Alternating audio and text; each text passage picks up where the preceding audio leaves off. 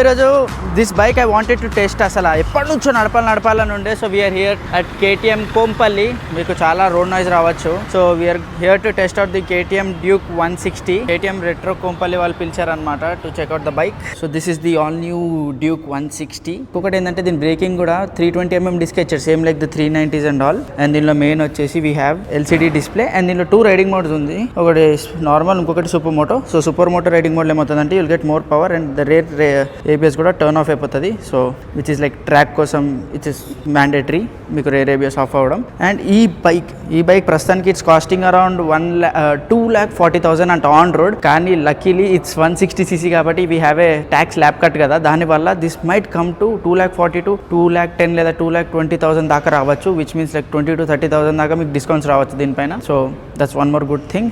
దీని power figures కానీ దీని మైలేజ్ కానీ everything we will go and discuss నడిపేటప్పుడు. అండ్ ఆల్ ద స్విచెస్ కూడా ఫ్రమ్ 390 అండ్ 250. దీనిలో క్రూజ్ కంట్రోల్ అవేం లేదు, మనకి 390 వీటిలో అవన్నీ ఫీచర్స్ ఉన్నాయి. But for the price you're paying దీనిలో రైడింగ్ మోడ్స్ ఇచ్చి అండ్ ఎక్కడ కాంప్రమైజ్ కూడా కావాలి కేటీఎం. అండ్ అంతేకాదు this is the new engine, this is a brand new engine. 160cc 163 or 165cc something ఉంది దీని కెపాసిటీ ప్రస్తుతానికి. సో దీనిలో ఏం పెద్దగా ఏబిఎస్ తప్ప పెద్దగా ఏం ఎలక్ట్రానిక్స్ అంటూ లేవు, like quick shifter or else cruise control అవంతా ఏం లేదు, just ABS and the bike. నాకు దీన్ని అసలు కేటీఎంలో నేను ఎప్పటి నుంచి ఎక్స్పెక్ట్ చేసేది ఒక 160-150cc బైక్స్. ఆ మార్కెట్ చాలా ఎక్కువ ఫైట్లో ఉంటుంది కదా జనరలీ.